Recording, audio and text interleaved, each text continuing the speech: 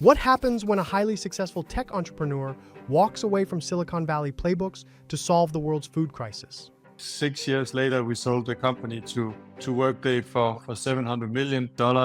And obviously, that sounds very straightforward. And there was a lot of hoops and loops and whatever in between. But all in all, a great summer house trip and a fantastic learning experience afterwards as well. After a massive exit, Kasper Hulthin spotted a critical gap in Europe's investment landscape. And became pretty obvious to me that from the deal you were seeing in Copenhagen, there is just a lack, particularly in here, but maybe in Europe in general, of sort of risk capital into this. Like I think it was sort of underserved area in food with a massive potential. You know, I come from an entrepreneur background, so I have this sort of, I've seen enough funds saying, we're going to put $1 million in. His solution?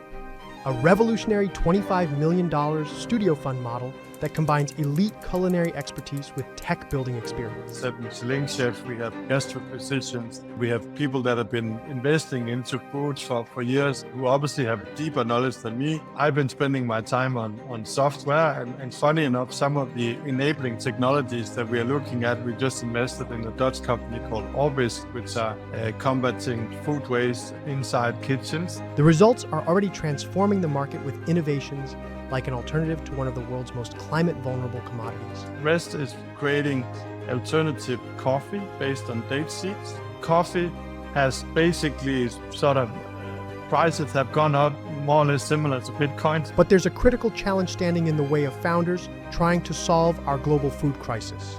Yeah, the playbook is not very well written, so it's very hard to go out there and quickly learn as someone who hasn't done it before. So to say, how do I best build and scale this company? How do I best go to market? That is not written by 50 different US VCs 10 years ago and tried and true. Kasper's mission extends beyond individual companies to building an entirely new ecosystem.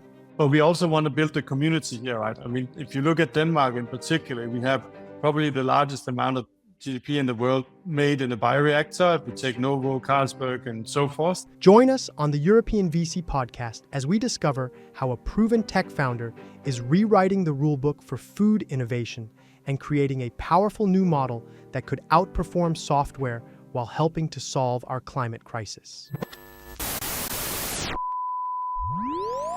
Here's a few words from our beloved sponsor. This episode is presented with our good friends at Haynes Boone. At Haynes Boone, they understand the complexities and challenges faced by VCs. Specializing in fund formation, they expertly manage the establishment of multi-billion-dollar funds and innovative private fund products, ensuring their VC clients are equipped to attract global investors and excel in competitive markets.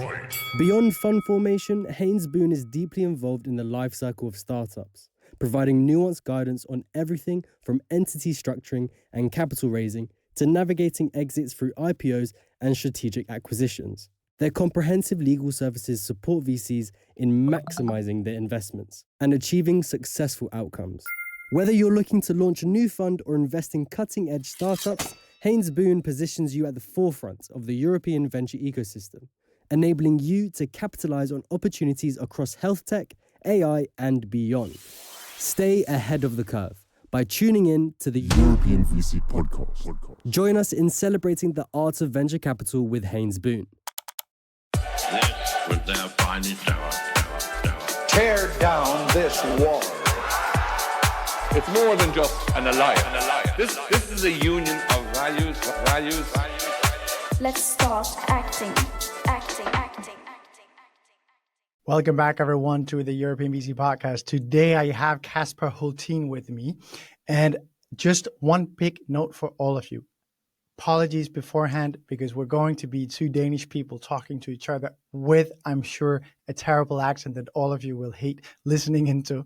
But sometimes you got to do what you got to do, because Kasper's building something beautiful with Kost Capital. So for that reason, I had to bring him on the podcast, despite us both being Danish. Kasper, welcome to the pod. Thank you so much, Andreas.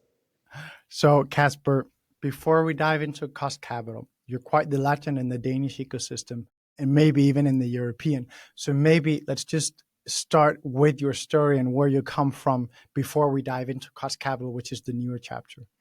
Thanks for the introduction. I don't know about the legendary status, but I'll do my best at telling the stories. So I've done a couple of things in this context with Kost Capital. I used to say I've been working on SaaS and building SaaS companies, sort of my daytime job, and then I have a passion for food that's been done on the side. But for this part of the interview, we can stick to the daytime job. So I've co-founded and sold a couple of SaaS companies. We started after my sort of first couple of companies, which I typically refer to as the non-intentional non-profits.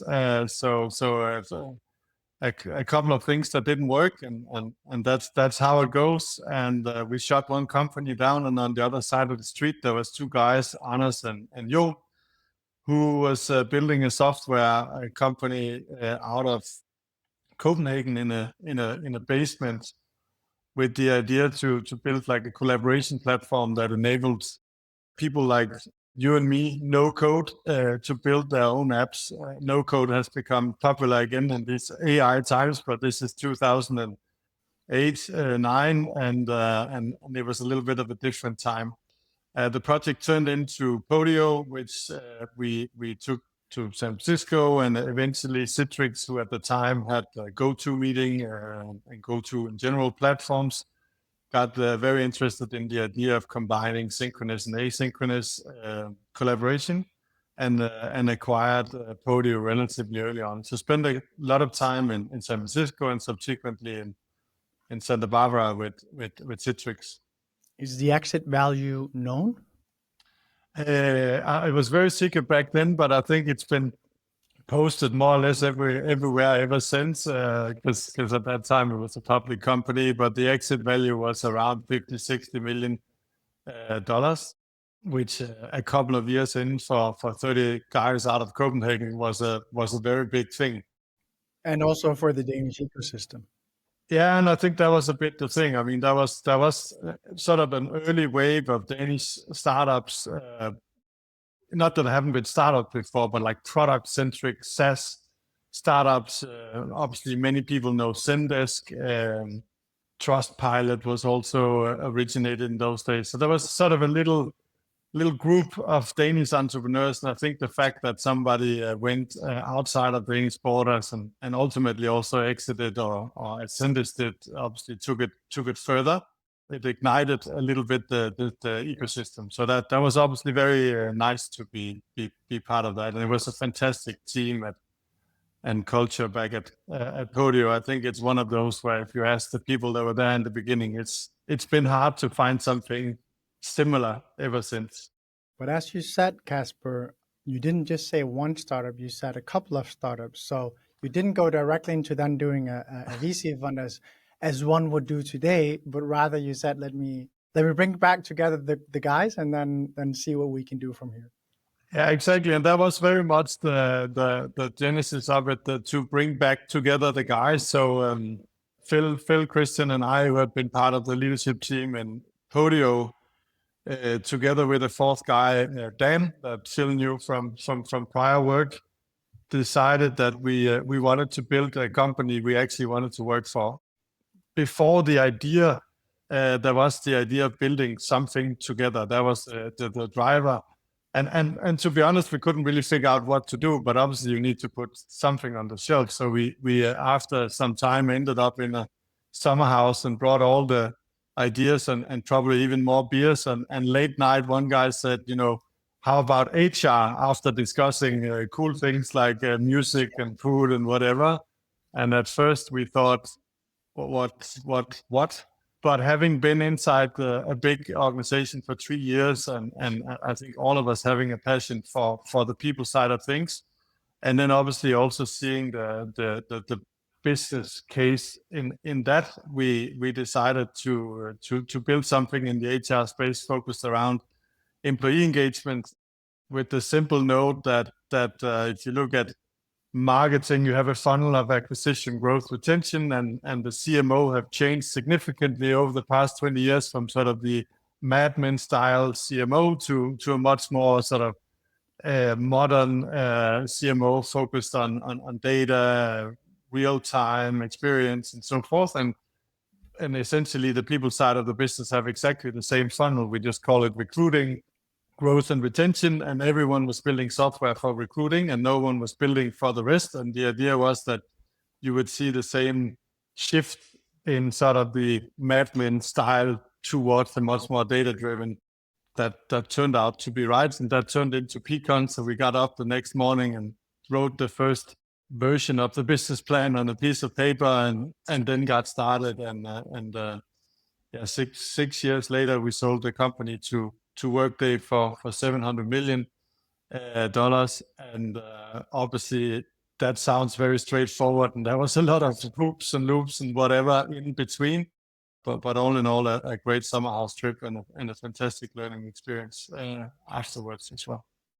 Tell me, Kasper, because we got to touch a bit on this personal interest in food, because you then go from doing these two completely non-food related startups to then do a food-focused fund.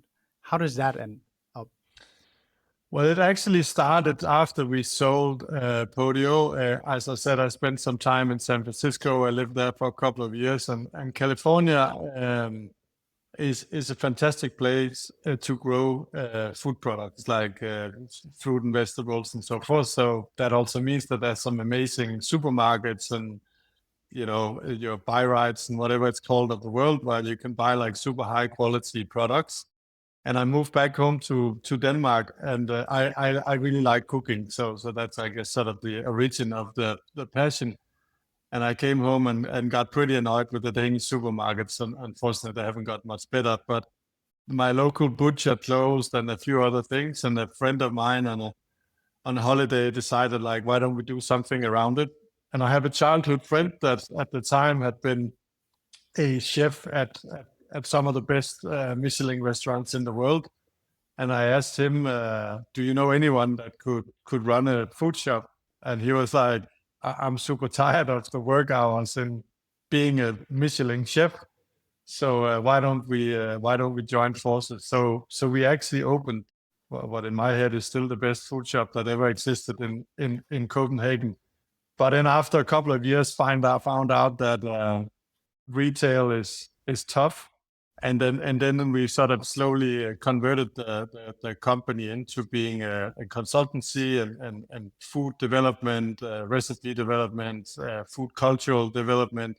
So it sort of came from a food shop into a lot more today. So I've actually worked with food for the last 11 years, but I sort of a side gig to working on Podio and Pecan. And then obviously as Pecan wasn't my everyday job anymore, I had a little bit more time to put into that passion. And now you're then raising the first fund that's called Kost Capital. And we should talk a bunch about that. But as a segue into it, let me ask you, what have been the big realizations for you in terms of how's it different to build a fund or a firm from building a startup? Because you've done the first two very successfully, and now you're embarking on the second one. There's still learnings to be had, I'm pretty sure.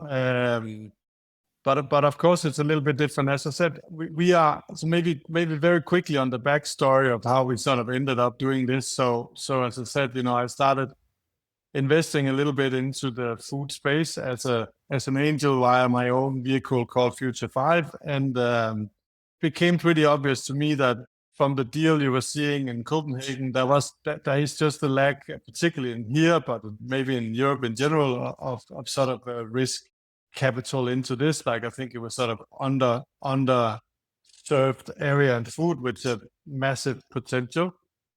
As you know, I come from an entrepreneur background, so I have this sort of, I've seen enough funds say, we're gonna put $1 million in, and we will add all the value in the world, and then after you got the $1 million, you didn't see them until you sold the company.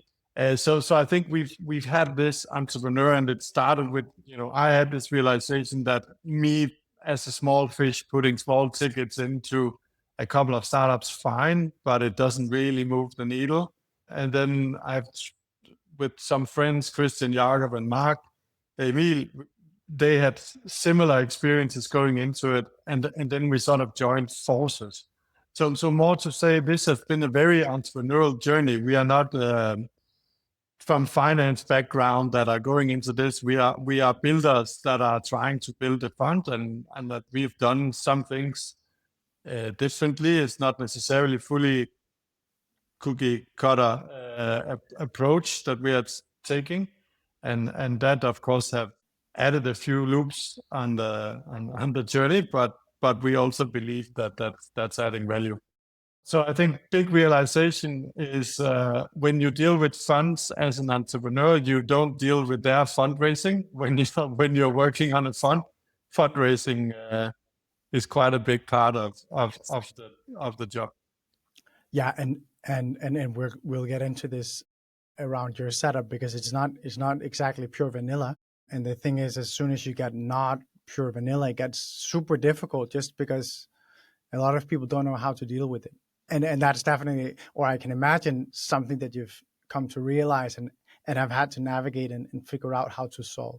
I want to ask you though, there's so many VCs that come to venture wanting to be the VC that they wish they had.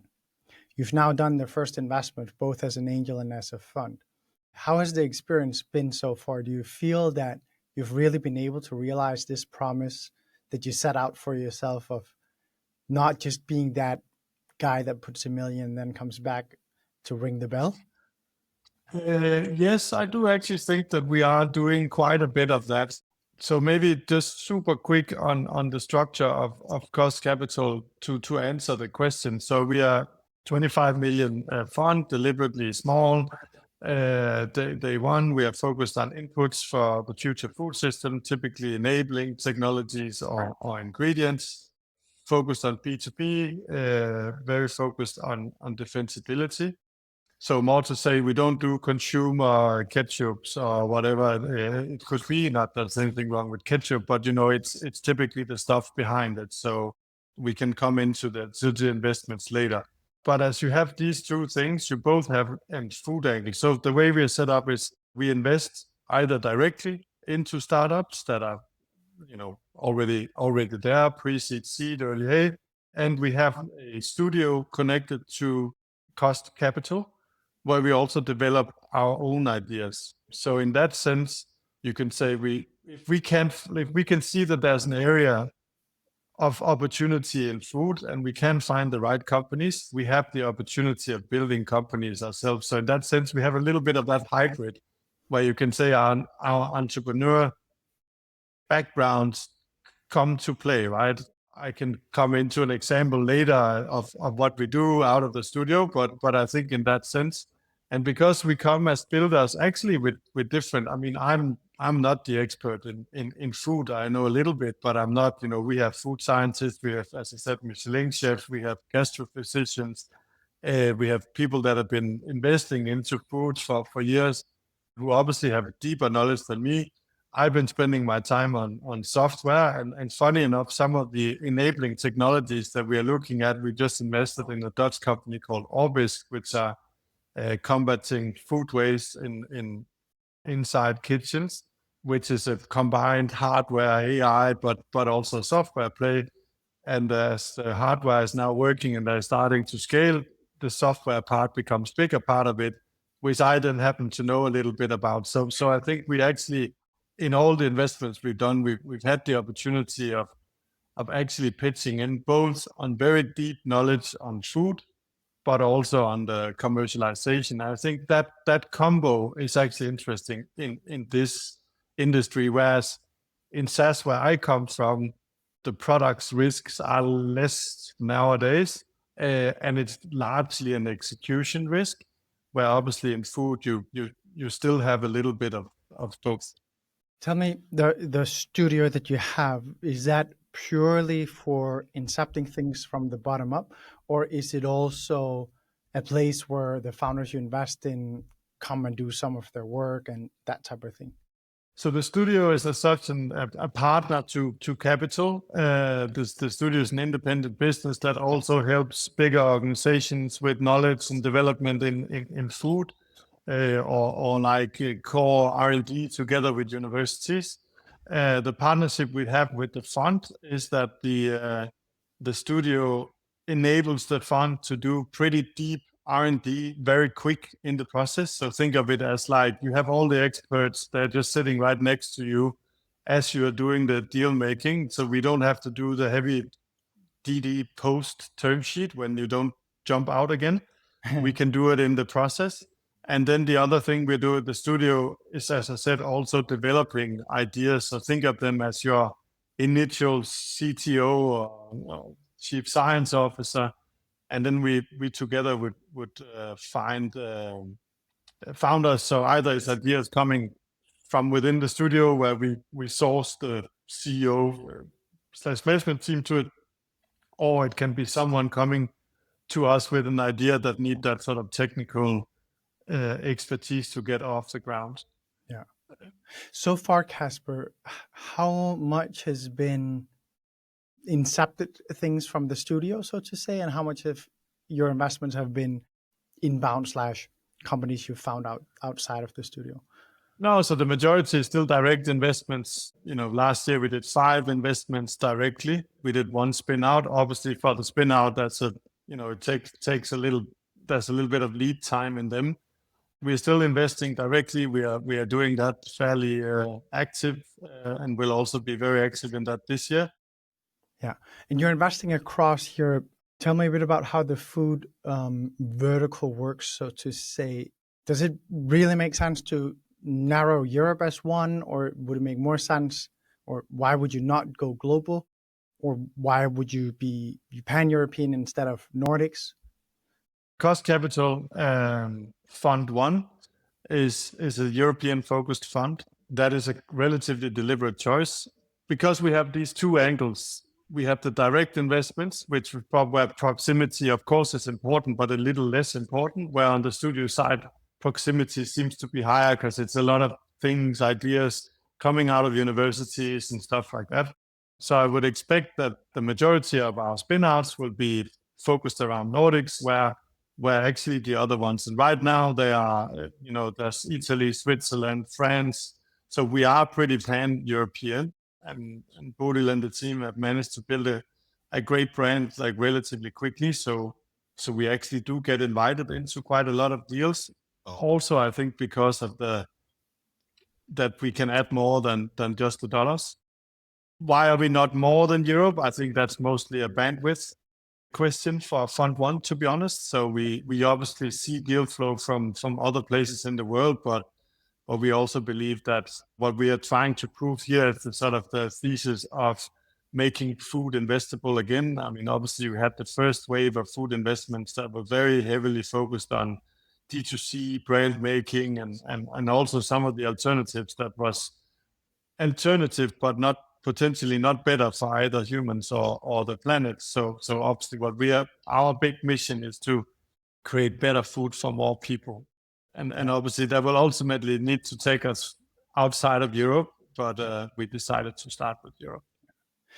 And then tell me, food as a vertical, what are the technologies or the inflection points, the trends that you're seeing that really make food such an interesting market as a VC? Yeah, that's a good question. So first and foremost, we kind of look at it as the top hat is kind of bioeconomy, right? Like then within that we are focused on food, but obviously bioeconomy as a whole is super interesting. I guess that sort of everyone agrees to that. Why is food then super interesting?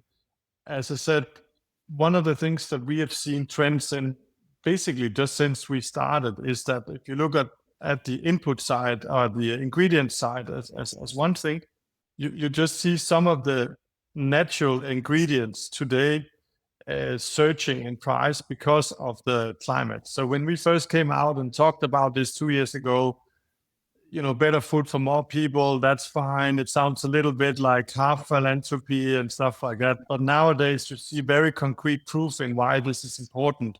for the planet, but also makes financial sense. So as one example, our first spin out of the studio is a company called Rest. Rest is creating alternative coffee based on date seeds. Coffee has basically sort of prices have gone up more or less similar to Bitcoin in 24.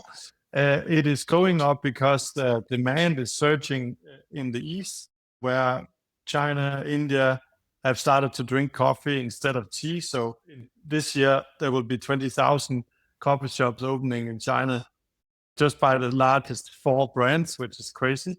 On the other hand, the supply side is struggling big time because of climate changes. So making an alternative to coffee is no longer like this would be a very nice to have to make a green alternative. This is a need to have to save coffee companies. Our product here, Rest, is a blend. You can essentially blend it 50-50 with a normal coffee, and it tastes pretty much the same. We have an opportunity to do a lot of things with that and load it with other things. But the very interesting part is that we can deliver it at half the price of coffee. So the value proposition is not only let's save the planet. The value proposition is this is better and cheaper.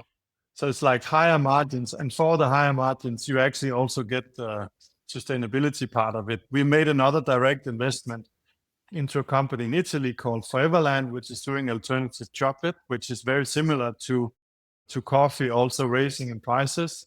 And you could continue down the line, olive oil, oranges, you have all of these things where the value chains are struggling due to climate change, which is pushing the prices up and therefore pushing the urgency on alternatives further. And I think this is actually very interesting. That's why we're interested in B2B as well, right? Because when we are building Rest, we are building a B2B product that could fit into the largest. Like in 1 year, we managed to create something that can be created in tons at the time and not small parts. Where are you seeing the dynamics of building a business in food being the most different from your background in SaaS or what we might describe as from the normal venture model? Are there things where it really pays dividends as a founder to get a food specialist on board versus one of the many generalists? I mean, the obvious difference to SaaS is obviously that you can taste it or touch it at least. And that is wonderful when you work with it. I love coming in. So at our office in Copenhagen, downstairs, we have a test kitchen. So that actually means that when you come to work, you can go downstairs and someone has been, testing something. So that's the beauty of it, but it's also the flip side, right? It also means that it can break, and it's, you have all of those things. And I think for that reason that the technical knowledge here is important, in particularly as you're scaling up. So one of the things we've done as well in the sort of group level cost is to build a company in sort of biomanufacturing that helps all these products, all these companies, not only cost capital, but in general companies, a single-use bioreactor company helping scale, essentially taking the super heavy OpEx investments that most of these fermentation companies are spending all their VC money in, and making that like something that is much faster OpEx in investment. A company is called Swan Lake Bio. But again, they are also part of our group, and I think that this is not easy, but it's doable to make inventions at a lab scale. The hard part in food is to make it into the big tanks where it is you make the money, given it's a fermentation company we're talking about. And I think that journey is very important, where you can say for a software company, of course, you need to scale the servers and so forth, but it's pretty global kind of day one, right? That's the big difference. And I think there's a lot of founders here that get a little lost in the tech and maybe also needing a bit of commercial sort of go-to-market help and support in this part of it. It's just a less mature venture market than if you if you look at SaaS, for instance. Yeah, the playbook is not very well written, so it's very hard to go out there and quickly learn as someone who hasn't done it before. So to say, how do I best build and scale this company? How do I best go to market? That is not written by 50 different US VCs 10 years ago and tried and true. So I can definitely see the importance of having a team with real experience like yours has in its entirety. I'd love to ask you, and this is a completely different question, but it's one that I think you've met many times, and I've definitely spoken to a lot of European VCs that are thinking about building firms in a slightly different manner than what's maybe the most typical proven path. If we start by describing how are you different, and you have already done so, but in this mindset, so from the LP perspective, looking in the cost capital, where is it that you are different so that an LP starts to think, what is this setup? If you start by describing those, and then we can then afterwards, pick on each of them and say, how do you then discuss this? How do you frame it in a way so that an LP understands why this is actually a strength and not a random deviation from the standard playbook of VC, or maybe even something that's dangerous? So I think we have a fairly unique setup with how we set it up. So we are, as I said, we have 4 sort of founding LPs. We are lucky that for now we are not sort of greedy on the management fees. So you get a lot of people for a relatively small fund, which is by design to prove this model, which also means you get a lot of value add to the companies. Most importantly, we have a fantastic GP, Bodil, who has built funds and been part of Uber and also been part of this ecosystem. Together with Bodil, we have Paul, who has been investing into this market before. An excellent team, which everyone would claim, but I think here, we don't just have the operational team. We actually have someone. So the IC is Bodil and the 4 of us. And then on top of that, we have the partnership with the studio, which allows us access to deep knowledge, literally the table next to you, right? So we have made investments into, as we said, chocolate or Salea, which is a scaffolding technology for cultivated meats, where we can basically go to the studio and like, what do you know about these technologies? We work very closely in the studio with the best universities in Europe. So A is like the due diligence part of it, and 2, obviously the ability to build companies ourselves out of the studio.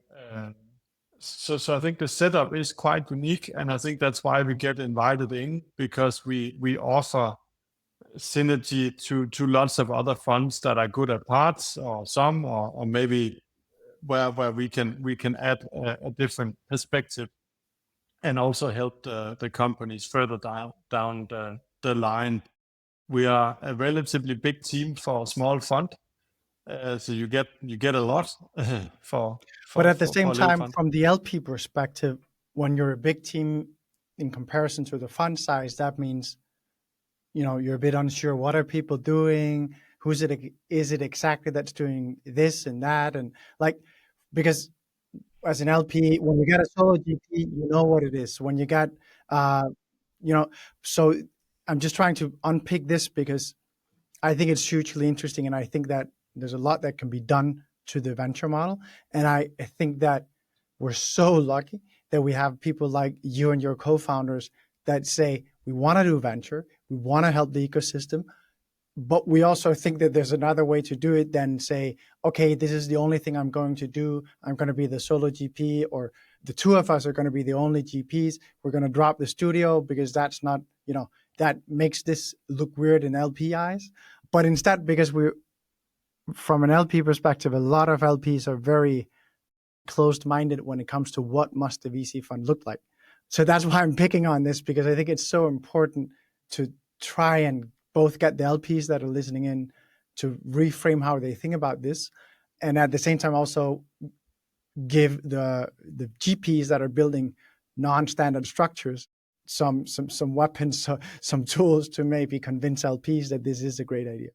Yeah, I mean, so first of all, on the structure, it's very simple. Bodil runs the show. I mean, Bodil is the GP, so she's the main, and together with the team, the four founders are in the IC, and when we help all the portfolio companies the best we can.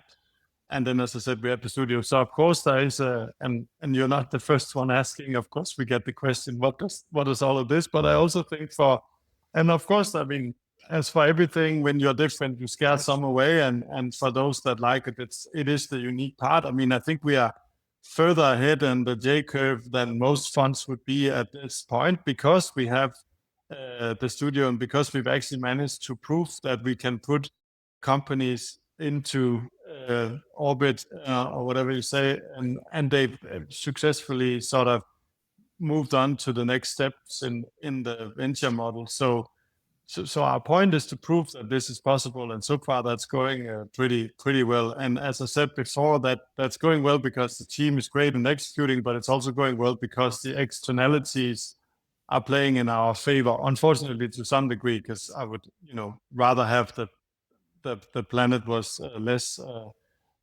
hurting and chocolate wouldn't be too expensive and stuff like that. But now that this is a fact, and obviously with all other insecurities going on in the world, I think food safety is a legit thing, right? On the enabling side, as I said, we invested in a hardware software company. Of course, there's a lot of AI and things coming into, waste is a huge thing. As most people know, 1/3 of all the world's food is wasted. And of course, there's things you can do in the value chain, but a lot of that is also needs tech enabling. And there you have, AI trends and other things coming in. So I think there's many dimensions here to why it's interesting. But speaking of food insecurity, everyone in Europe obviously are talking about what's happening geopolitically right now, and Ukraine was a wake-up call for all of us. How have you seen the Ukraine war and everything that's happening geopolitically affect the food value chains across the world? And are you seeing an uptick in companies that are trying to solve this problem? It's a big question to answer, but I think as we talked about before, I think the sort of innovation into food has changed slightly over the last call it 5 years, where we had in the very early days in our deck, we had a sort of favorite aversion in food investment, which was someone that invested, I think, $50 million into what was called ketchup leather. So think of it as like when you have a burger, instead of putting ketchup in, you put like a sheet of ketchup, so it won't spill ketchup on yourself, right?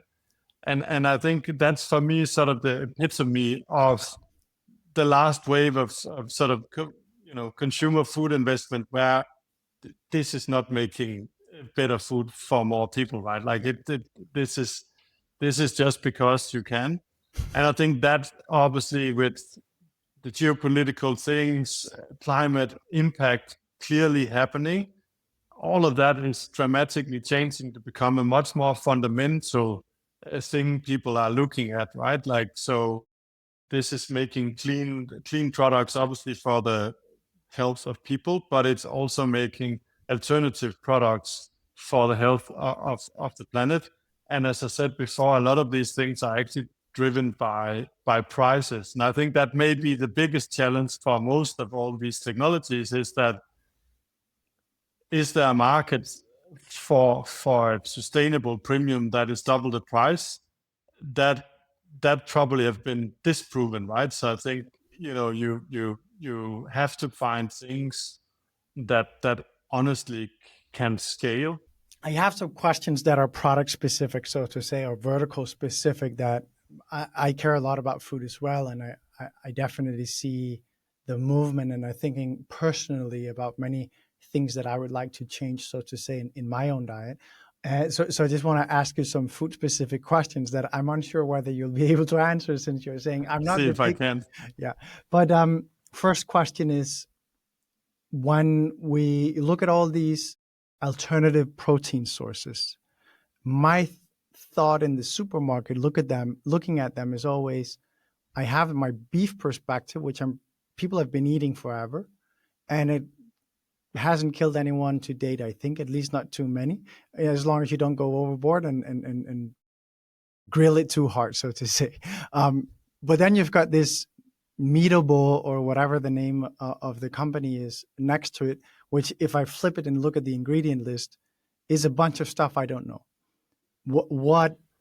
How should I think about this as a consumer? That is a very, very fair perspective. And I very much agree with you that one of the things that we are looking at, as I said before, is like essentially it's creating clean labels. And that's a bit what I meant around last wave, that created alternatives, but ultimately just with even longer ingredient lists and quite a lot of E numbers, right? So we have one investment into a company called NutriMami. It's fantastic Danish founder, Frederick, that started it, which is sort of natural multifunctional protein. So that can be added to other things, but essentially think of it as when you have an alternative things, you need salt, or you need, all kinds of things and stabilizers and so forth, and proteins, B12, and you would typically add them through synthetic or like E number things. But with NutriMami, they have most of these components, but built on natural products and fermentation. So essentially, it's just natural things in it, and you could maybe take 4 or 5 E numbers out. That also would have a cost, back to the cost parity thing, and replace it with the NutriMami product to then get some of those features that resembles the E numbers. My point being, like, this is just as a good example to what you just said, right? Like, I think the end goal for food here is not to create just more alternatives with more E numbers. The end goal is to ultimately create healthy products for people. That's why we talk about more food for better food for more people. It's very important for us that it's better, which is, I think some of the stuff you talked about now obviously is a fictitious case, but questionable on the better side. And the more people is back to the whole scaling thing, right? Like we are not trying to make the world's best ketchup that can only be sold at the most exclusive supermarket in London or wherever it is. Like, we need something that scales. If you think about some of the largest successes in food and also being venture backed, which of them comes to mind where you say these are tackling a trend that I truly think is important and will sustain, and there's a lot happening here? One is cocoa, as you described. I have in my underlying portfolio my Nucleus, a chocolate company. You know them very well. You described the coffee company just before. What other examples of great food innovations are there that we should all be, knowledgeable of and maybe even think about trying? If you think of it a little bit more as sort of waves, of course, to the case you have the alternative proteins that will go, that was very popular. So everyone's trying to make alternative meats. And and that's to some degree the good part about venture, right? Like, there's money to place bets, and someone or maybe a handful will emerge as winners and hopefully do it better and do that. So I think, obviously most of us have tried alternative meats. The other thing that we're looking into, and what is a lot of these days, is alternative fats and oils. We've worked a bit with a company in Estonia called IO that is doing essentially the replacement of palm oil, but based on sawdust. And so I think some of these innovations are pretty foundational. We are looking into a lot of things from the ocean, which I think is sort of a lost thing. So again, like, how can you turn ocean microalgae and other things into good things for you? We are looking a lot of waste streams. So one example, we did in the studio, we did a journal for the Danish government recently, but for the press cake from rapeseed oil, which is very big in Denmark, you could essentially feed the entire Danish population for a year and a half with the waste stream alone, right? So waste streams also contains massive opportunities here. As I said, we're building a coffee alternative out of dates, which essentially is a waste stream from the dates production. So waste, I think, is a huge potential. Obviously, fermentation at large is a huge potential, and there's a lot of good investments going into that, whether, as you said, it's meat or it's oils or whatever it is. For fermentation, the main thing is the scaling risk, which is why we did Swanwick Bio. I think we will hopefully taste all of these things in stuff that you eat already. Yeah. Like ideally, the Nutella doesn't have chocolate in it in whatever, a couple of years from now, but it will still taste great, assuming you like Nutella. Assuming you like But will just be hopefully even cheaper and better for the planet, right? And I think that's exciting. And if we can get that movement going, we can probably even push it further and create food alternatives for even more people. Yeah. A final question before we close. I obviously love the LP world, and for that reason, I want to ask you, what's the typical LP profile for your fund? So we have, everything from the Danish Sovereign Fund to bigger family offices. We have entrepreneurs that love to be part of this because it's built by builders. You don't need to have a passion for food. I think the numbers actually look pretty good as well. But of course, we see a lot of people that like the world, not necessarily because they are master chefs or fermentation specialists, but because it makes sense for real people. And obviously the TAMs of some of those things are enormous, right? So for Fund 1, as I think most Fund 1s, it's,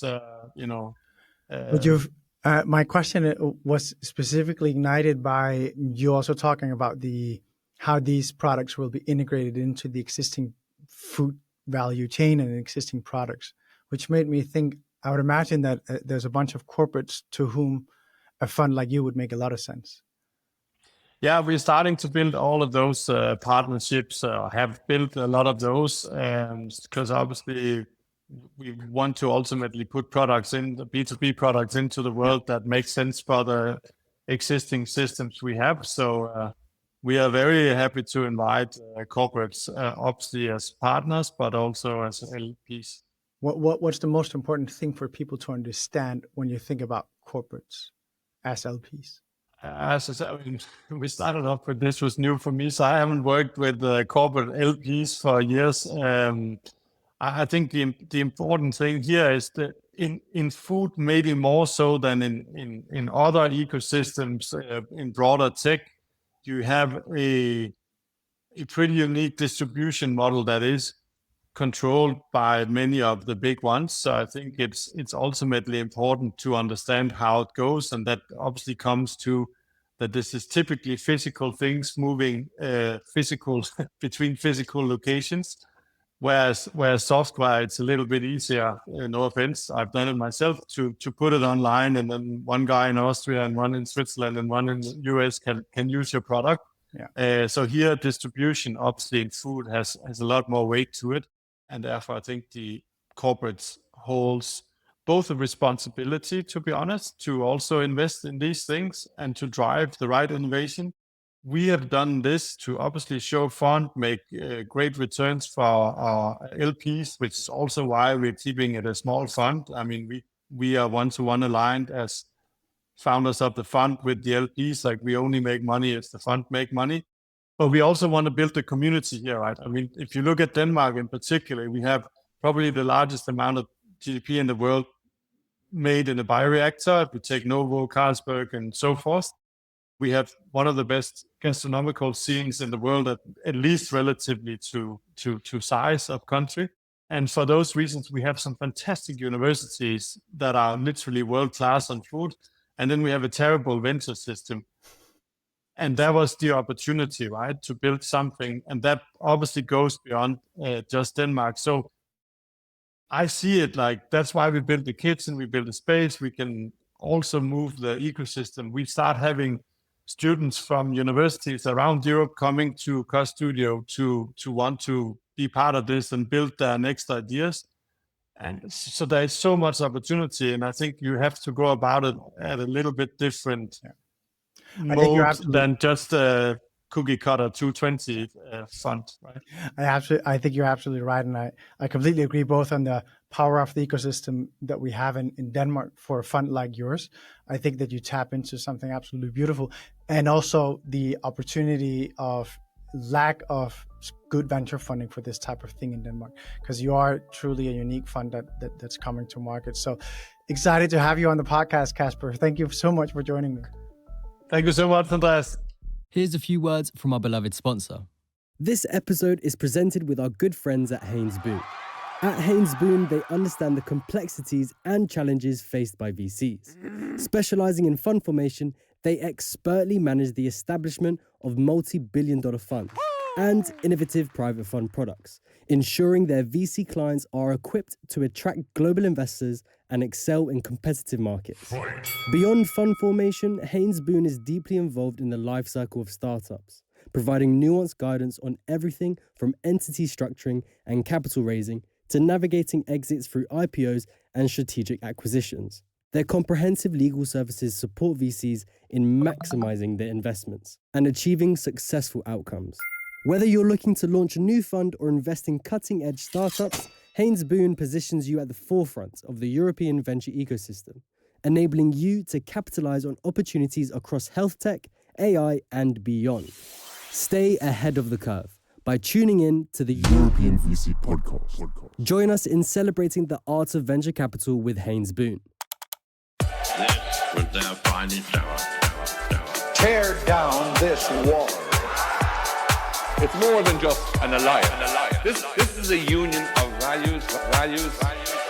Let's start acting.